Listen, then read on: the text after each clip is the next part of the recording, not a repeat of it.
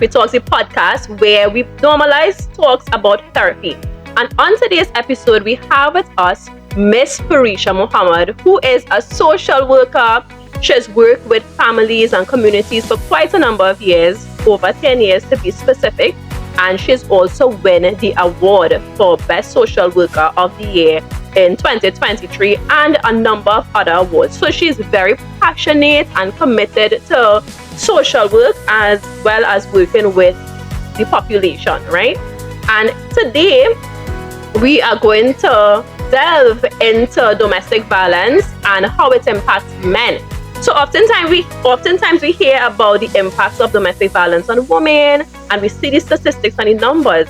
But now we're going to kind of talk about the male aspect of domestic violence. So welcome to Therapy Talks, Miss Farisha. So thank you very much for having me today. It is a privilege to always share with the general population knowledge that we as social workers have that could benefit, audiences such as this, Trinidad and Tobago. So we said today's topic is basically about domestic violence in males, which is something that we hardly hear about in Trinidad.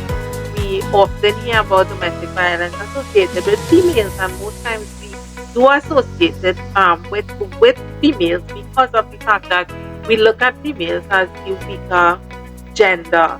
Men are the ones who are, more dominant in the household. But sometimes we don't look at the flip side of how men are, affected by domestic violence. So having this conversation is kind of opening the eye that, sometimes we as women, we really need to understand how we do things and what we do, where we will say, well, I didn't mean it like that, or some little slight comment that will take away from the fact that this is actually happening. So, domestic violence is just as real for men as it is for women. We oftentimes have men who do, suffer violence by, physical violence. We have the emotional, which is one of the aspects of domestic violence that is most prevalent, where we as women, we use our tongue as our weapons, and we would say things that will hurt a man in ways that it may not be repairable. So we have those two forms of violence. We have financial, abuse as well, where we're demanding all the money. You come home from work and, you have to give us all this money that you work for, not taking into consideration the masculinity that you're taking away when a man has to come back to you and say, I can get $20 to travel to work, or whatever it is. We also have the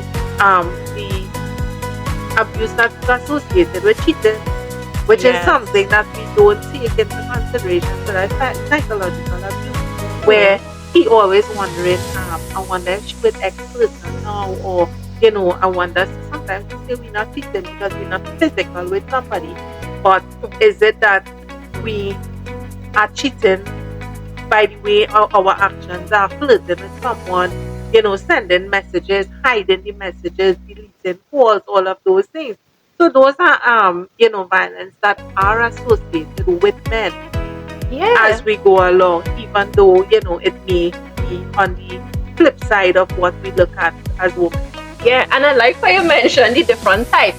Because, sometimes when we talk about domestic violence, you might think, oh, it's just physical abuse. And I hear it a lot, right? So it's physical, but then we have the financial, we have infidelity. And in Trinidad, we have a culture.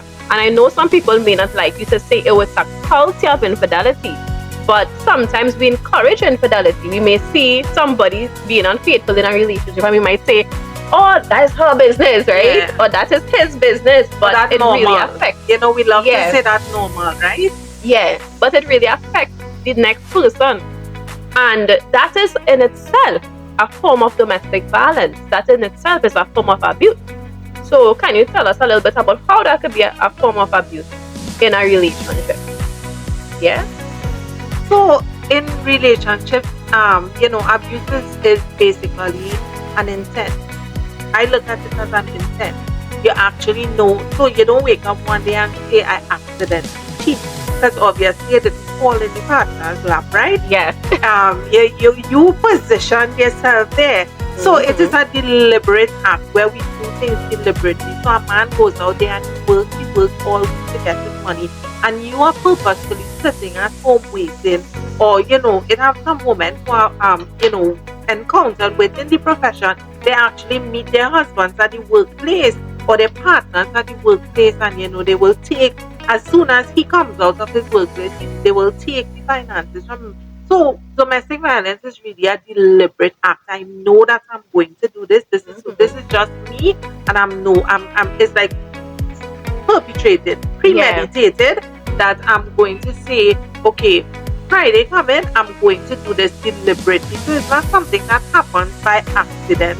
It's not something that happens by the way, but it is a deliberate act with an intent to hurt the other person. So this is what, when we look at any form of domestic violence, it is that deliberate act with the intent to cause harm. Yeah.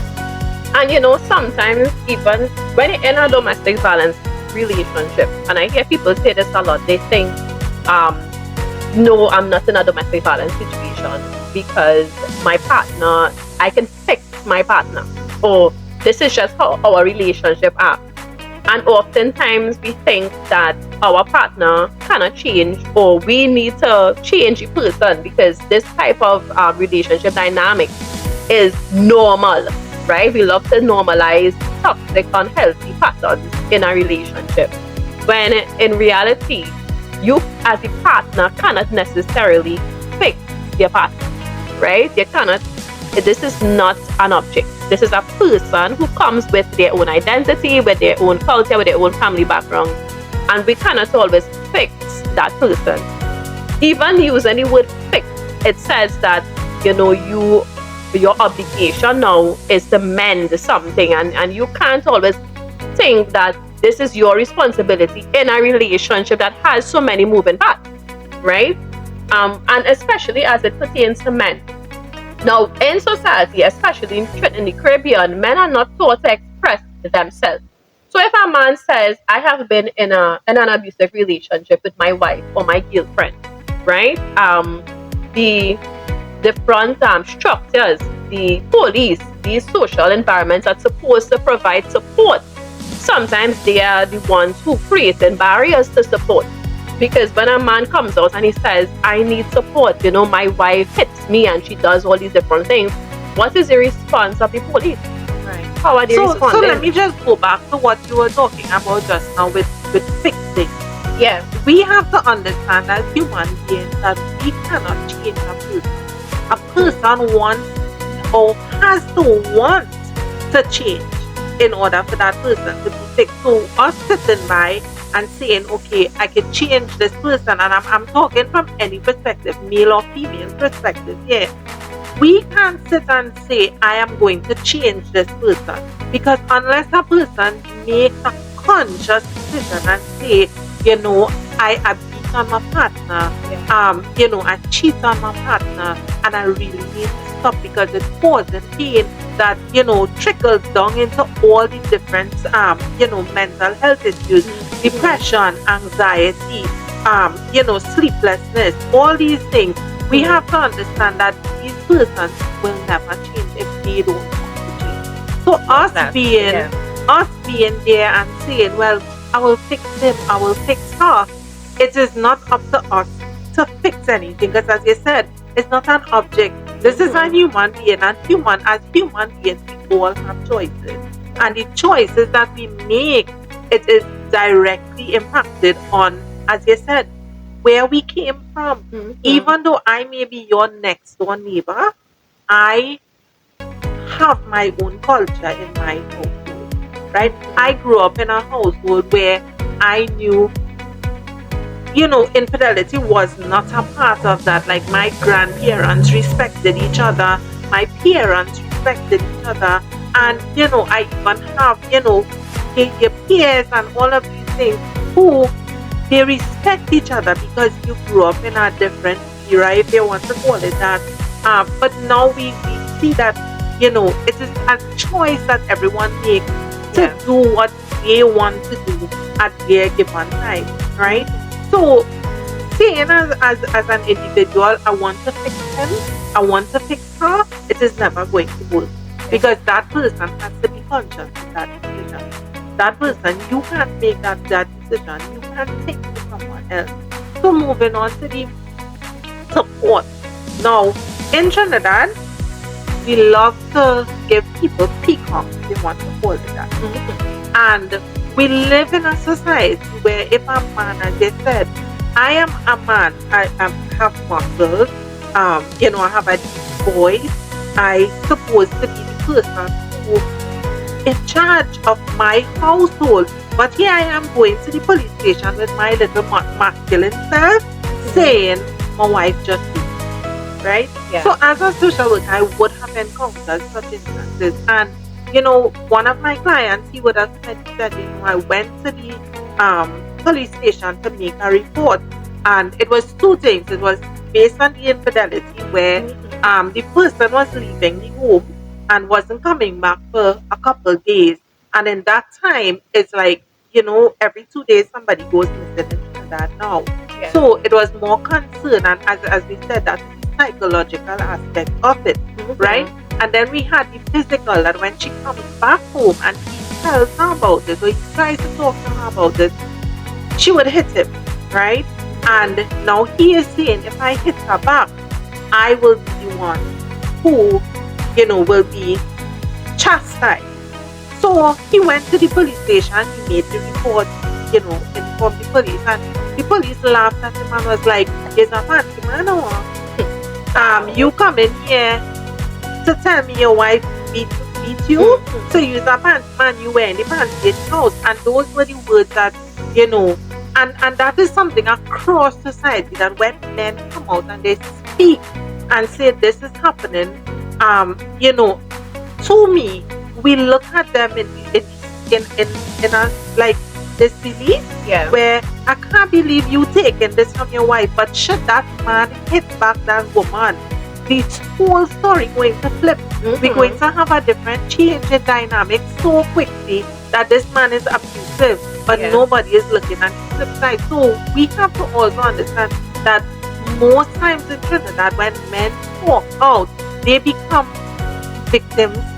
You're victimizing the victim. Because I came here with my good citizen, as a good citizen, in the police station to say I'm being abused. And instead of you take a report the same way you will take it from a female, I am chastised.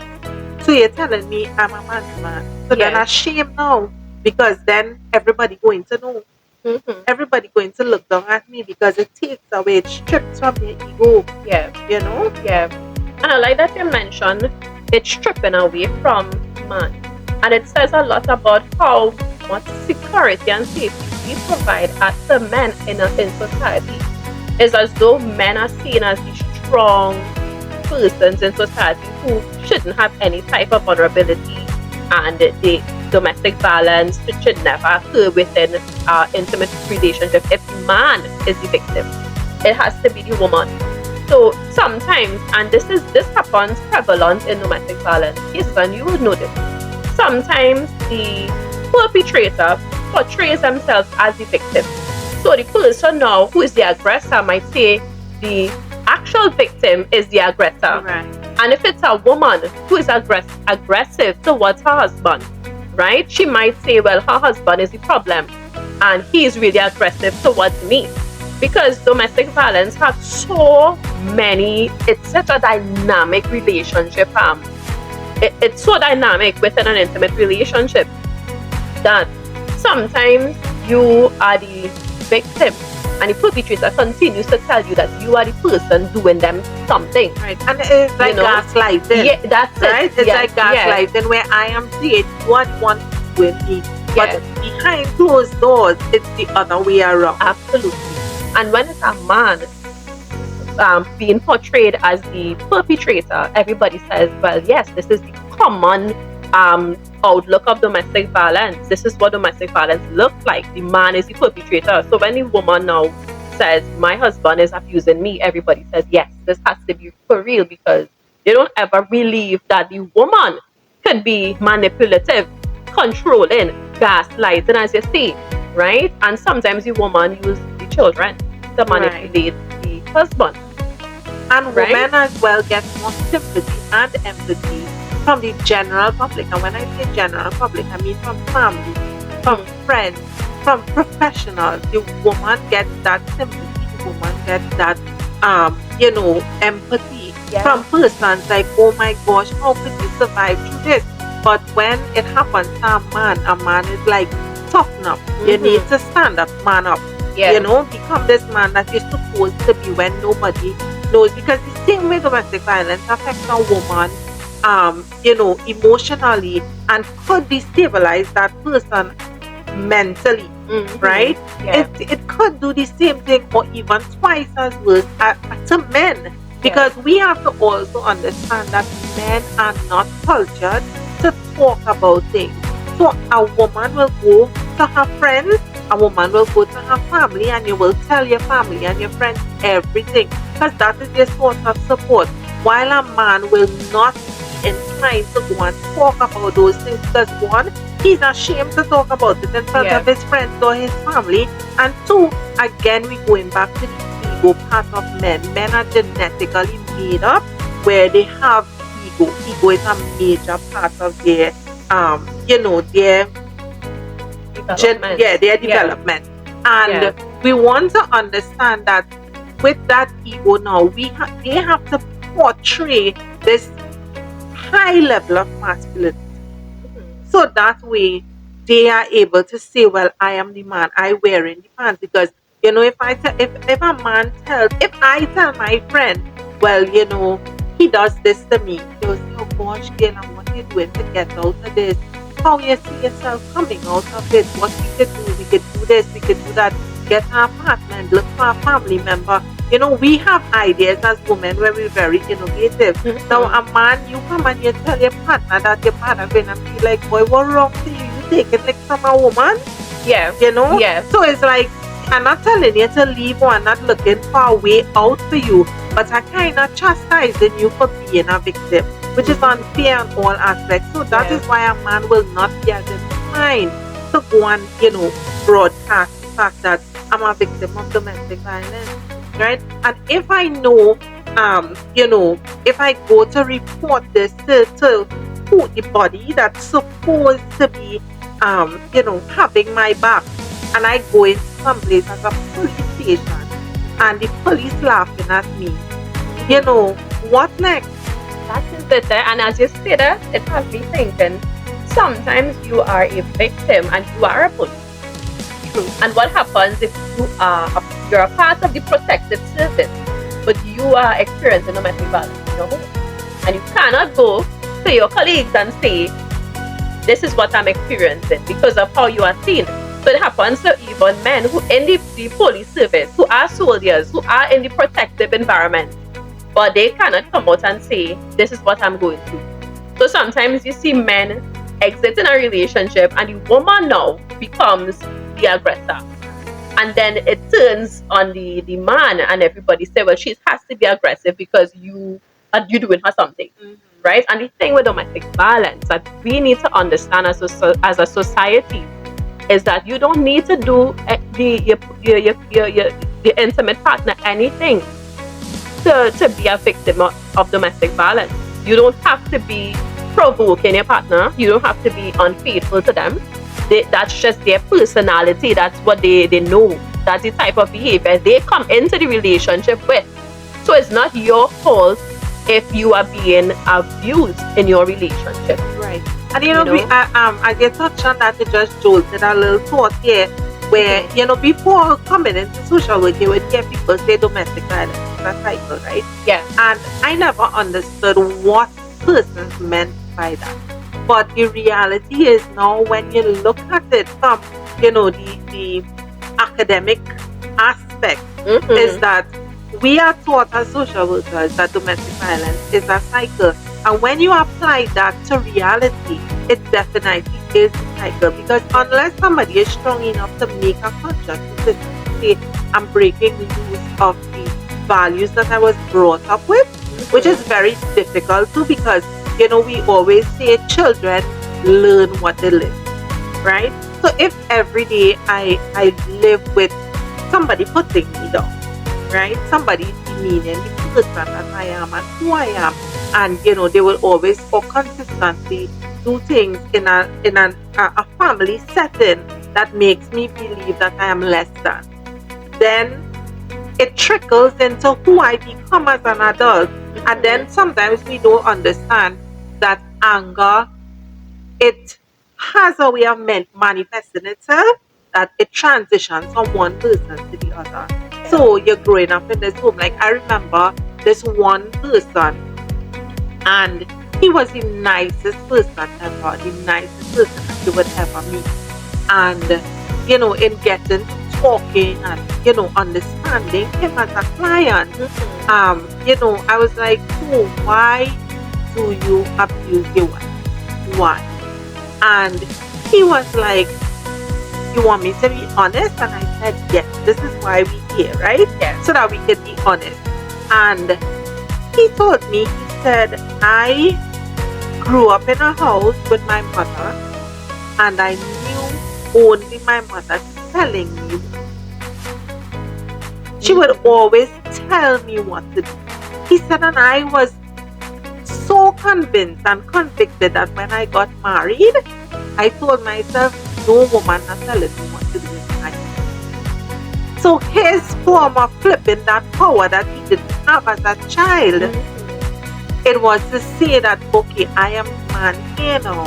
So that is how the cycle continues, because in his mind, he was a child and then he grew into an adult where mommy always telling me what to do. Now there's a huge difference, and this is a different topic where we parent children, and you would make decisions where now we do gentle parenting where you have rapport with your children and then a decision is made.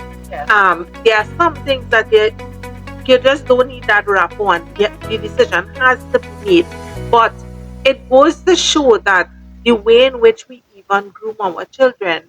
If my son is growing up into a home, or my daughter, let's go daughter because we want to show from the male's perspective, right? So if my daughter is growing up in a home where every single day I am cursing my husband, every single day, nothing he does is good enough. Nothing he does. So I tell him to put out the garbage. He didn't put it out 9 o'clock, and I wanted him to put it out 9 o'clock. So you know what happens when he come back in 9:30, I'll cuss up his in his house tonight because he didn't put out the garbage when I told him. Now my daughter is looking at me, and while she's looking on at me, I am teaching her indirectly how to speak to your husband when he gets home. Yeah. And then when she gets her husband, you know what happens? She speaks to him in that same manner.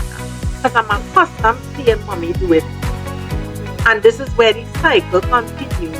And it never breaks because we don't understand that these little things that we consider as cultural norms, it manifests itself. And then because life is becoming or has become a little more complicated with everything, we have so much more influence with media, social media. The internet is here with vast knowledge.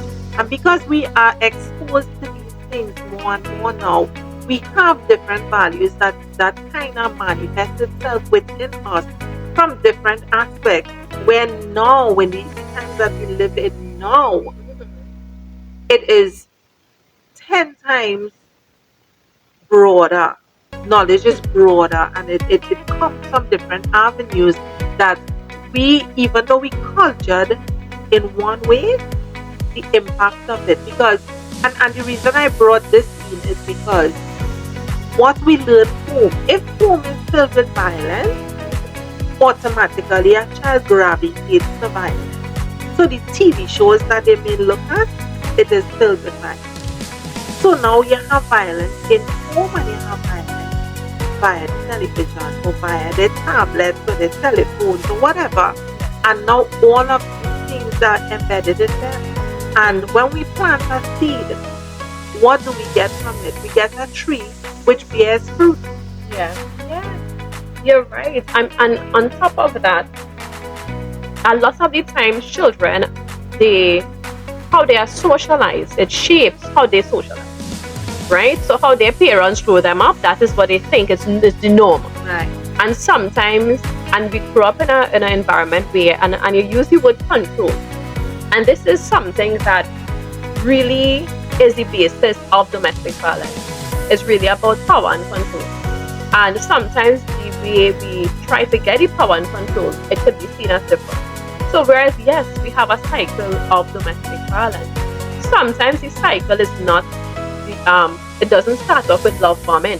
Sometimes it starts off with control, with you are mine, you belong to me. So instead of seeing your partner like a partner, they see a partner like property. Right. This is my woman.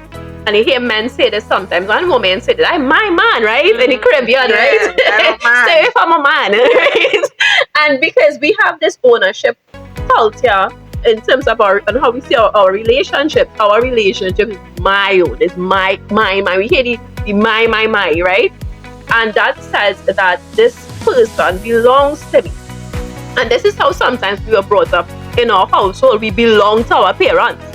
And so we think that that is what love represents, ownership. And if I own you, the only thing, the other step of owning something is controlling it. So if I own you, I controlling you because you belong to me. And then I have the power over you because you're mine. Right. So we really sometimes see domestic violence in a power dynamic where we use financial control, we use sexual, we use physical, we use emotional. All these different tools are used just to get down to the basis, the nucleus of domestic violence, which is the control and the power that we need to find. And so that is why sometimes you may tell somebody, leave your partner. And this is a common thing we hear. When somebody comes to you with a domestic violence situation, the first thing you might tell them is, why don't you just leave that man? Or why don't you just leave that woman?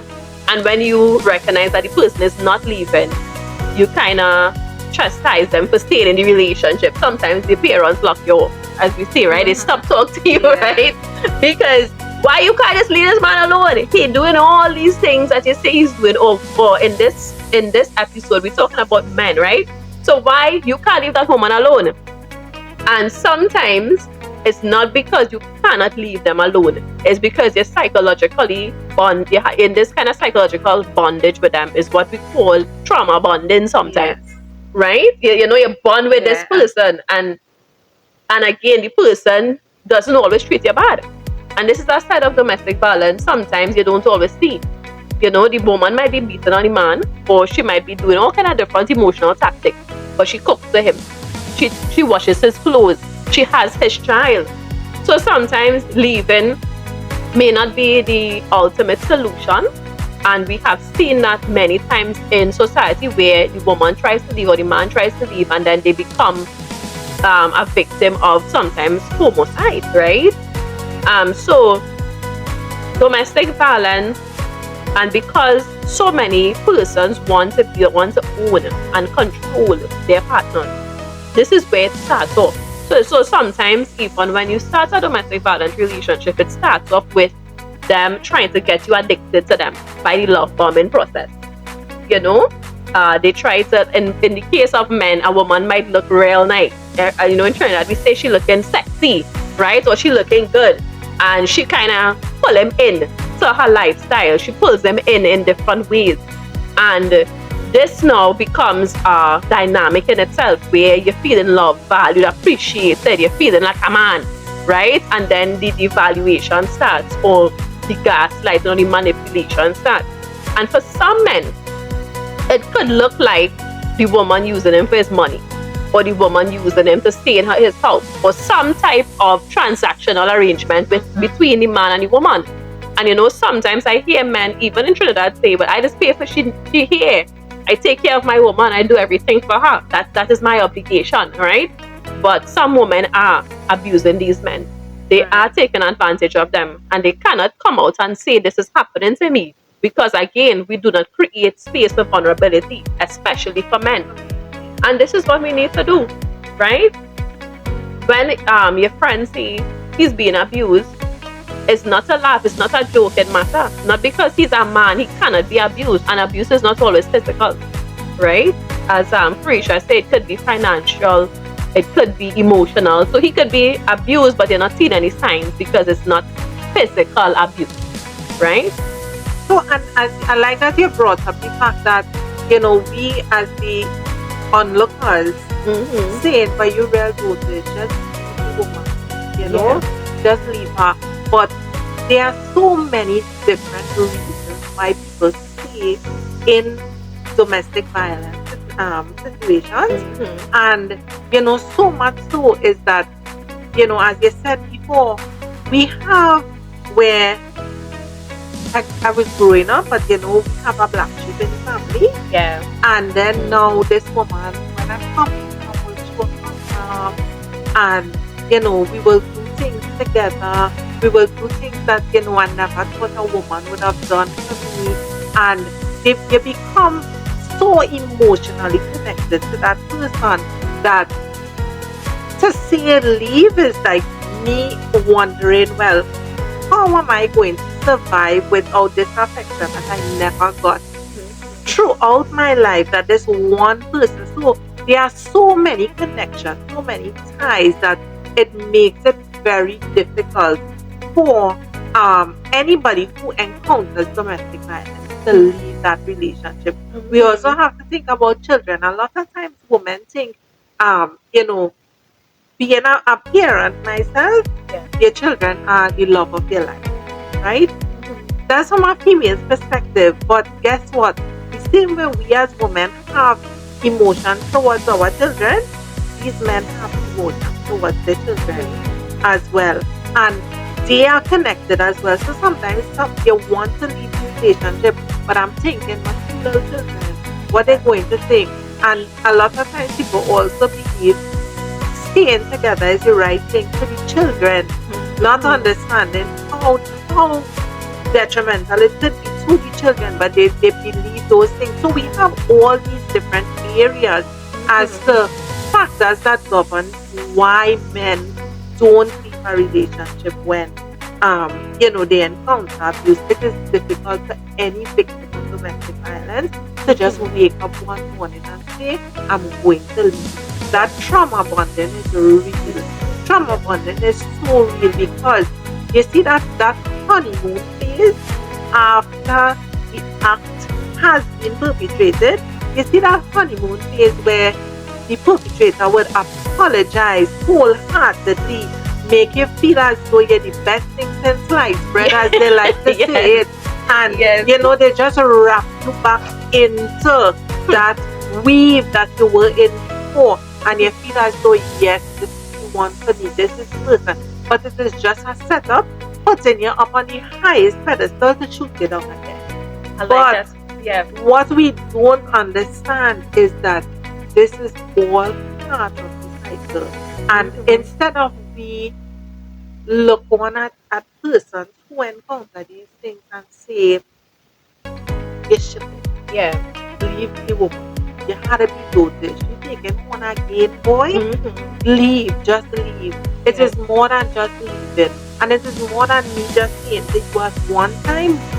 But if I don't develop, as they say, this community of support for people who need it most, we would never have people understand the true essence of domestic violence, the impact that it has on you as an individual, mentally, physically, emotionally.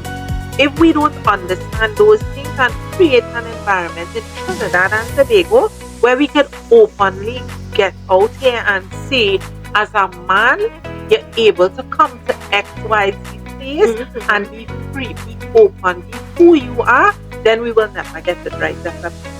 Because if we continuously put down somebody, a male who is experiencing those things, if we constantly put them down and belittle them and berate them for talking out, it is never going to stop. One of the most, detrimental things that you could do to yourself as a victim of domestic violence is the release. And we know that as women, However, men are silent because of all the different aspects that we look at.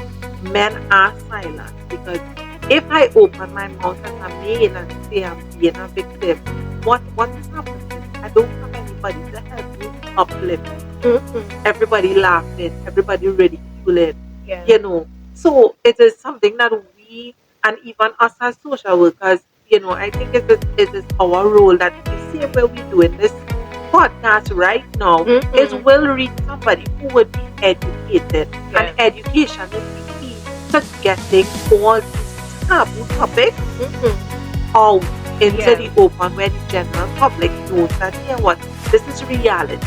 Because, you know, we went to school, we went to university, and we learned certain things according to the textbook. But then when we come out here and we go into, like I love to say, the most vulnerable spaces, because people who come to us, people who allow us into their space, they allow us at the most vulnerable, the lowest in their life. And we now have that opportunity to give them that education that will make them understand things from a different perspective. And while we're not going to be lecturers to teach them it in that way, but we teach them things in practical ways. And, you know, creating a space like this for persons to hear about it, voice their opinion, you know, have an idea of the reality of how prevalent these things are. Because a man who lives, let's say, in one village might think, but I might be the only person going through this. When in reality, you're not the only person, you know, you are the only person who talks up. But the others are going through it, but still. I like that you say that because, you know, sometimes, and a lot of the men might think, who is going to believe I am in a domestic violence situation? You know, who is going to listen to me? Where is if I speak out, am I going to look like a weak man who don't have control over his woman, right? But the reality is that you are not the only man going through that. They have other men who experience in it, but they don't know who to reach out to. So sometimes it may require men reaching out to other men and creating a safe space amongst themselves to come together and really provide support to each other, as well as the support services need to know that empathy is all you need to provide support to a man who might appear as though he's physically able and he's strong and all these different things, but he's going through mental and emotional abuse. Because there's no way to tell the impact of mental and emotional abuse and how it affects another person. You know, we can see the different types of abuse. But emotional abuse is the most hidden, but the most detrimental type of abuse, because you cannot see depression. You might see some physical symptoms where the person might not want to come out of the bedroom and all these different things. But everybody's depression symptoms might look different. Somebody could be high functioning but they have depression, you know, and somebody could have anxiety, but they are high functioning in their anxiety. So it really depends on how this person resilience and how they're able to support themselves. But you need to say something. That's how somebody else will know, and not everybody will judge you. Like, yes, it has stigma, but as social workers, we are trained to provide support, you know. So, and, you know, we are here to provide support. So reach out to your social workers. Reach out to the support. And if the support is not there, there's other avenues to support. But don't sit there in silence and say, well, let me see if I could make this work. Because it's not working, have not been working. And one telltale in a relationship is how you feel. Not your partner and how they look or how they behave, but how you really feel in that relationship. You know, women have intuition, but men, how do you feel? Are you feeling safe? Are you happy? Do you feel empowered? Do you feel like your partner is that safe space? Because you shouldn't be afraid of your partner. You shouldn't be tiptoeing or what we say, walking on eggshells, right? Because you know your partner might be upset or lash out if you bring up something that might be sensitive in the relationship. And so domestic violence, as much as there's a large overarching word, it has so many different parts of domestic violence. And so if you're not being physically abused, it doesn't mean that you're not in a domestic violence relationship. Once you're emotionally overwhelmed and you feel like you're attacked and all these different things, and then your finances are not that your child, the children, they're breaking things in the household, they're talking down on you, they're belittling you. All of this is domestic violence without a lash. But they do lash you, but it's not physical lash, right? So but they lash you in different ways. As we close off this episode of Therapy Talks, I want you men to recognize that you are worthy of support. You are strong, you're able to access support, and don't feel as though you are not a man if you are in a domestic violence situation and you need somebody to listen to you. Because sometimes it might be hard to leave, and I get that, but you have to talk. Come out and say that something is happening, right? And Miss Farisha, she has been a social worker for years. I have been a social worker for years. We have worked with men who experience domestic violence, so you're not going to be the only person to reach out to a professional and say something is happening and I need support. So reach out, and I want to encourage all the men that is looking on this podcast to recognize that domestic violence is not just about women, but it also is about you, and your mental health matters. Because sometimes when we talk about mental health, we talk about women's mental health. But men, your mental health matters. And if you need support for any type of challenge you're having, it doesn't necessarily have to be domestic violence. You reach out to the different types of support. We have Fine Care TT, we have private practice professionals, we have persons in the different regional health authorities. Find support. If you don't want to find local support, just have international support. So seek it, right? And know that you are valued just as anybody else in society. So guys, I want to end here, and I want to thank Miss Farisha Mohammed for coming on and giving us her nuggets of wisdom. She's a powerful force, and I want to encourage each and every one of you to know that therapy talks is a very important part of everyday life, and it's okay to talk about therapy things like mental health, right? So have a good day, everyone.